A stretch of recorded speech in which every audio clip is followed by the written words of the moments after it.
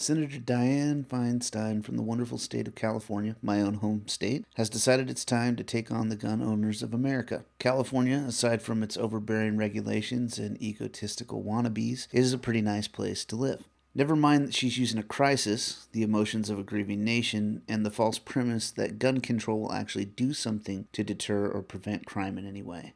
By the way, there's a companion video by netgunsmith.com which talks briefly about the Department of Justice study after the sunsetting of the 1994 assault weapons ban. I recommend you watch it to go along with this one. You can find it in the netgunsmiths.com YouTube channel.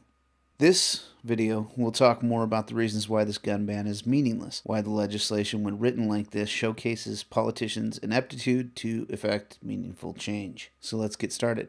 It is a fact that law-abiding citizens have very little to do with the crime rates, specifically crime rates of crimes involving firearms. In fact, the number is so negligible, that is, the rate of legal gun owners using legally obtained guns in crimes, that it's within the margin of error for very close polls, less than 2% across the country.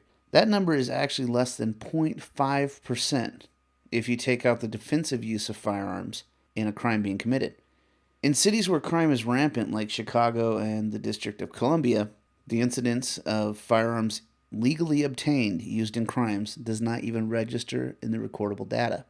California has some of the most ridiculous and useless gun laws on the books in the United States, but these stringent controls have had little to no effect on criminal activity involving guns. Nevertheless, Senator Dianne Feinstein, with years of data from California proving the lack of positive impact on gun crime by these types of regulations, proposes the following. Point number 1, banning the sale, manufacturing, import, or transfer of 120 named guns. Detachable magazine guns of all types, which are semi-automatic, and those firearms which can use more than 10 rounds in close succession. Point number 2. The 2 characteristic test moves to a 1 characteristic test, as well as already modified and safe, as per the other parts of the proposed legislation, firearms, which utilize a bullet button or a thumbhole stock. Point number 3. She proposes to ban any feeding device that is capable of holding more than 10 rounds of ammunition. Point number 4. She is purportedly enhancing and protecting, quote, legitimate hunters' rights by allowing certain guns to be grandfathered into the law for legal possession, exempting some 900 firearms and allowing antiques to be kept, as well as those guns which no longer work. Point number 5. She suggests imposing a registration of firearms via the ultra-strict 1934 NFA, National Firearms Act, regulations, which were applied only to machine guns and assault weapons, the real ones, not the misnomer they speak of in the media, and imposing a tax to register the firearms, as well as forming a database to allow easy location of the firearms, including anti-privacy mandates which border on unconstitutional. Point number 6. Dedicated funding of the ATF for the sole purposes of enacting this new legislation and enforcing the laws. On the surface, it looks bad for gun owners, comprehensive for gun control, and perhaps even gives those who oppose guns some sort of false flag indicator that they're getting something accomplished. But beneath the surface, this proposed legislation does nothing to further our constitutional freedoms, nothing to deter crime, nothing to address mental health, nothing to ensure crime cannot or won't be committed, and nothing to protect legitimate uses of firearms for the intent of the Second Amendment. In fact, this proposed legislation by Ms. Feinstein only seeks to impose restrictions on law-abiding citizens and to strip them of their most important protection afforded by the Constitution. By the way, when was the last time you remembered criminals following the rules? What about illegal drugs? Yes, a ban really seemed to work on those. Let me explain. My numbered points will correspond to the numbered summary above. A non-numbered summary is available attached to the hyperlink in the video description. It is the actual PDF presented by Feinstein on her webpage. Point number 1. Firstly, this proposed legislation is not geared only towards assault weapons, not even the assault weapons they speak of on media outlets. This bill is made to include every firearm which has the potential to house or accept more than 10 rounds of ammunition at any given time. This includes handguns, conveniently disregarding the recent Supreme Court of the United States ruling, which struck down the possibility of banning handguns, for the principal reason that they are important to the personal safety of the citizens of the United States. Furthermore, adding a bunch of arbitrarily named firearms to a list to ban them does nothing overtly to deter crime. And certainly, the guns listed will be the ones targeted by criminals for use, only potentially increasing the potential for negative outcome. As for the military characteristics point made by Feinstein in her summary, the purpose of the Second Amendment is to allow the normal citizens to arm themselves with comparable firepower to the standing army. So in the event of a tyrannical government, or an action by the military over the private citizenry, these private citizens would, factoring in their overwhelming advantage in numbers, be able to remove the threat of said government or military force. It goes without saying that the sole purpose for the wording of the Second Amendment is for the protection of the people at large, through substantially similar access to firearms and firepower as those who could threaten them.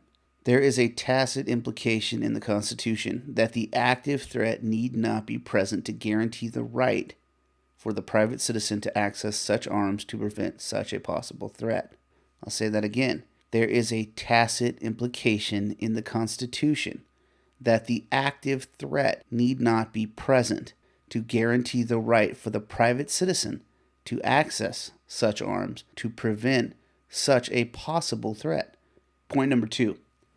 This plays on emotion and fear, nothing more.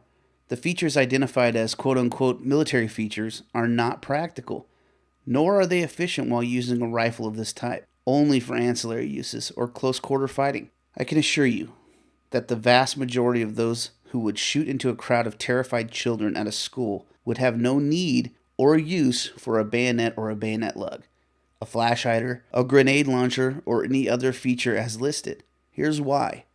A bayonet or a bayonet lug. The attacker would not bring a knife to a gunfight.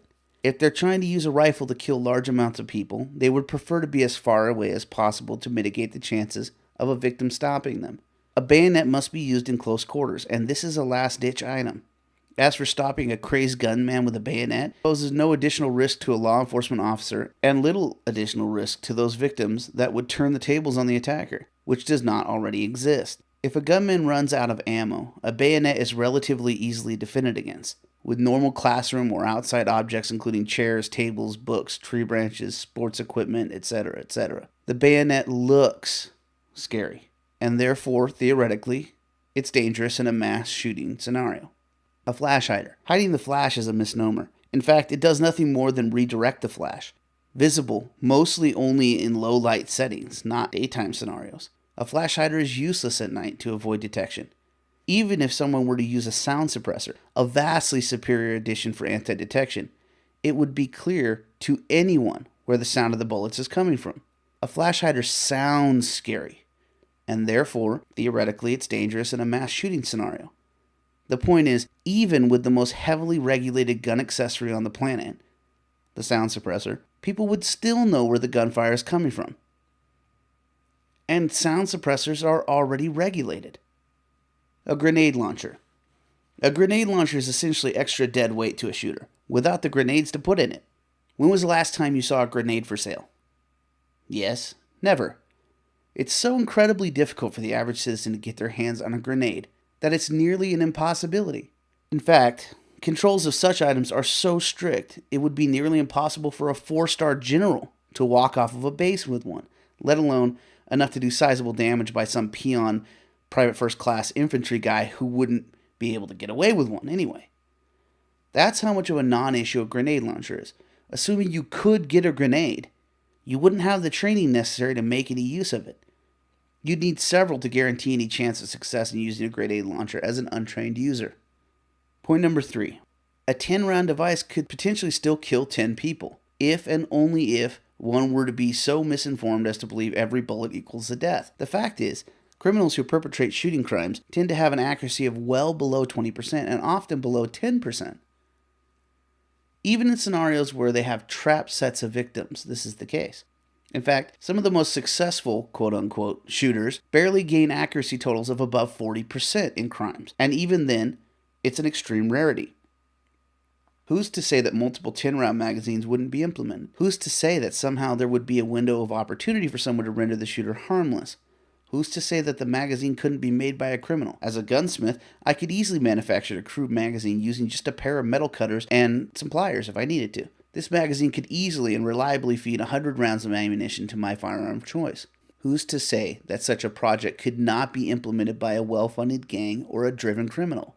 Limiting the capacity to 10 rounds does a negligible amount to prevent crime, but does much to limit the constitutionally guaranteed right to bear arms in similitude to the government and military. Point number 4. The Second Amendment has nothing to do with hunting, except if you stretch, you might be able to say that the Founding Fathers did hunt. But there's nothing in the Second Amendment which mentions or alludes to hunting. Furthermore, non-working and antique firearms are not useful in any way for the intent of the Second Amendment. Point number 5. Making a database of gun owners would effectively upend the purpose and capability of the people in the event of a tyrannical leadership or military action against the people. It would provide the easy locating of firearms, allow for easy gun grabs, and help to put innocent or otherwise law-abiding citizens in jail, based on the whims of a Congress already out of touch with liberty and feared to be getting worse. Point number 6.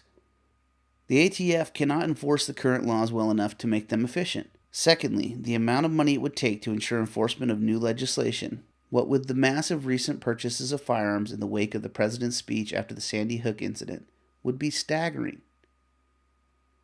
While it would provide some revenue to the government, it would spit in the face of the Constitution, the Supreme Court, and the private citizens of the USA. When will we have someone on the anti-gun side simultaneously work towards their goals while upholding the Constitution and the civil liberties of law-abiding citizens? I shouldn't have to remind you after reading this. Dianne Feinstein has gotten gun control all wrong.